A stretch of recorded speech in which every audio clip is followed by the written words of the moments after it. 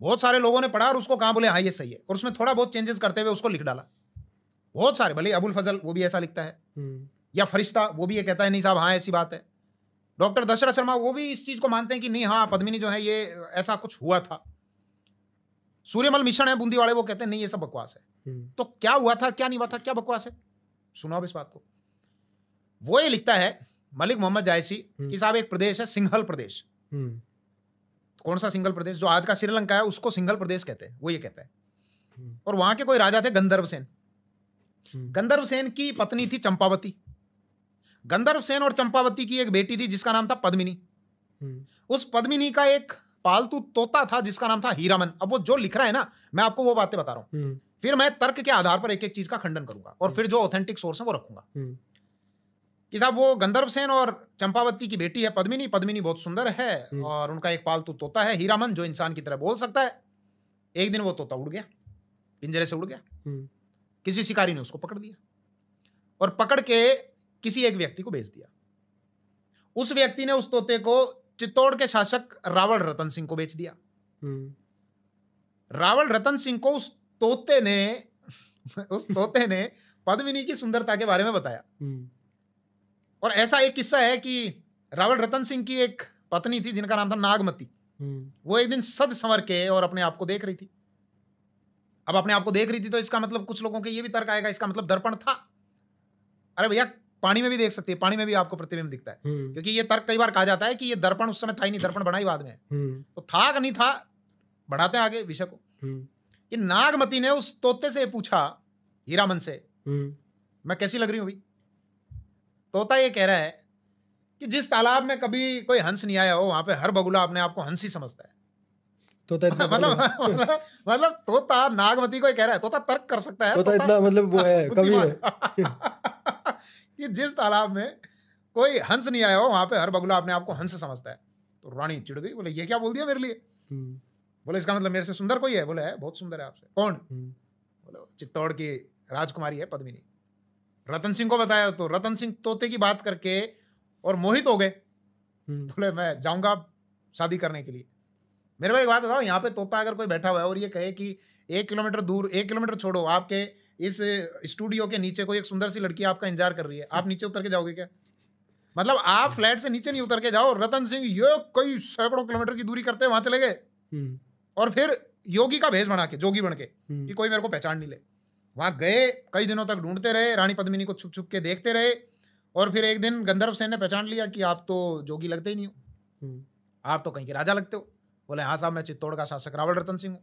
तो बोले फिर और इसी में अब चित्तौड़ है और सिंघलगढ़ है। हाँ वो दोनों अलग अलग है इसे में? नहीं, वो सिंघल तो श्रीलंका के लिए लिखा है कि रावल रतन सिंह गए श्रीलंका रानी पद्मिनी से शादी करने के लिए, देखने के लिए। गंधर्व सेन ने पहचान लिया कि आप तो साहब राजा लगते हो, तो आपकी ये ऐसी दशा क्यों बना रखी है?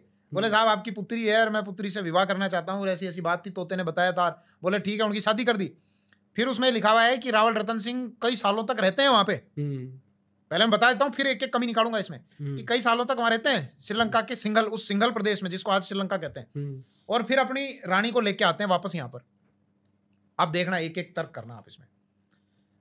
तोता नागमती के साथ में बात कर रहा है, रावल रतन सिंह के साथ में बात कर रहा है, उनकी सुंदरता के बारे में बता रहा है, तो इसका मतलब तोते को मेवाड़ की भाषा आती है, तोते को भाषा भी आती है, तोते को उपमाएं भी आती है, उपमाएं भी आती है।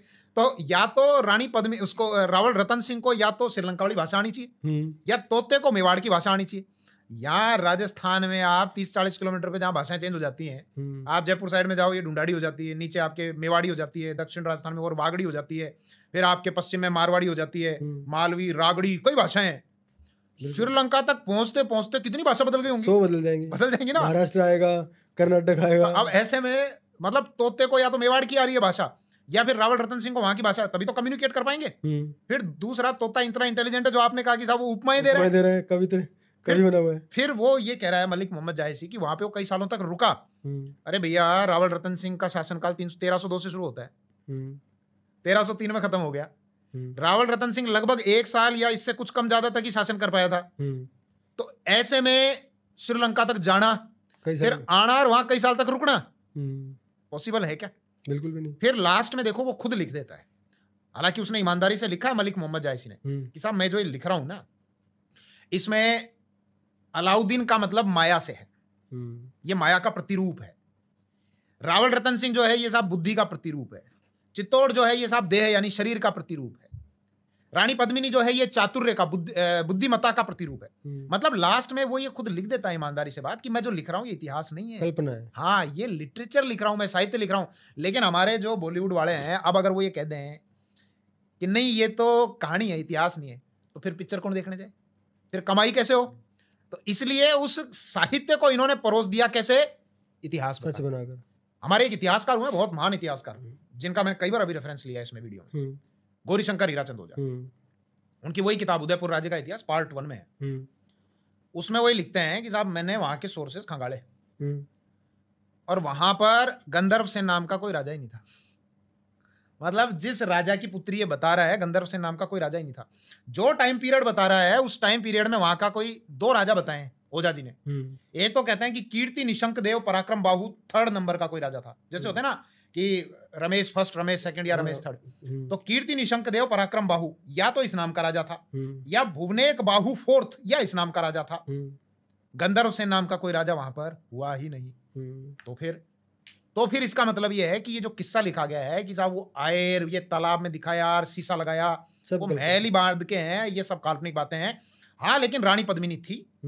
रानी पद्मिनी के जो रिलेटिव थे गोरा और बादल, जो रावल रतन सिंह के योद्धा थे, उन्होंने युद्ध लड़ा, लड़ते लड़ते रणखेत हुए, बलिदान किया, मृत्यु को प्राप्त हुए। लेकिन ये बताया जाता है कि रानी पद्मिनी जो थी वो 1600 महिलाओं के साथ में जोहर कर लिया था, मृत्यु को प्राप्त हुई थी, ताकि हम अगर मर जाएं तो शरीर भस्म हो जाना चाहिए कि कोई परपुरुष हमारे शरीर को भी स्पर्श नहीं कर सकते। भाई ये इसके कुछ कारण ये भी थे कि चित्तौड़ में आप कभी जाना घूमने के लिए, मैं गया हूँ, वहां पर बहुत सारी मूर्तियां बनी हुई हैं। हाँ, ये शायद आपने भी देखा हो, मेरे को लग रहा है शायद आप गए हैं। हाँ, आपकी वीडियो भी है इस पे एक। हाँ, अच्छा। और मैंने देखा है उसमें, वो यही है। मैं आपसे पूछने ही वाला था कि जो प्रतिमाएं हैं वहां पर महिलाओं की, भाई क्या मानसिकता थी कि उनको पूरा खंडित नहीं किया, सिर्फ उनका जो विशेष अंग ही खंडित किए गए? बिल्कुल है, वहां पे जो महिलाओं की मूर्तियां बनी हुई ना, उनके शरीर के ही स्पेशल अंगों को टारगेट किया हुआ है। तो इसी सवाल में ये जवाब भी छिपा हुआ है कि रानी पद्मिनी ने या रानी कर्णावती ने या शिवाना में 1308 का जो साका हुआ, जालोर में 1311 का जो साका हुआ, रणथंबोर में 1301 वाला जो साका हुआ, चित्तौड़ का 1303 वाला जो साका हुआ, या जैसलमेर के जो 2.5 साके हुए, उसमें यहाँ की वीरांगनाएं जोहर क्यों कर लेती थी, उस सवाल का जवाब इसी सवाल में छिपा हुआ है कि चित्तौड़ में जो महिलाओं की मूर्तियां थी उनके शरीर के विशेष अंग ही क्यों तोड़े हुए हैं, बाकी पूरा शरीर तो सही है एकदम। मानसिकता क्या थी यही। अब रही रानी पद्मिनी की बात, तो अब कई व्यूअर्स सोचेंगे फिर साहब कहाँ की थी रानी पद्मिनी। रानी पद्मिनी थी, रावल रतन सिंह से ब्याह हुआ था, और ये कोई पुगड़ आता है आपके अभी बीकानेर में, पहले जैसलमेर रियासत का भाग हुआ करता था, वहां की रानी पद्मिनी बताई जाती है कि साहब बहुत सुंदर थी, और उनका विवाह हुआ था रावल रतन सिंह के साथ में। लेकिन ये जो साहब श्रीलंका, गंधर्व सेन, चंपावती, दर्पण लगाया और वो आ रहा अटैक करने के लिए, वो अटैक करने के लिए आया था सिर्फ क्योंकि मेवाड़ उसके लिए बहुत चुनौती बना हुआ था, उसको गुजरात और मालवा की तरफ बढ़ने नहीं दे रहे थे, तो और टैक्स ले लिया था उससे। रावल समर सिंह ने तो टैक्स ले लिया था उससे, जब इसलिए लड़ने के लिए आया था। वो विस्तारवादी सोच थी, विस्तारवादी, सिर्फ ये सिर्फ वही थी।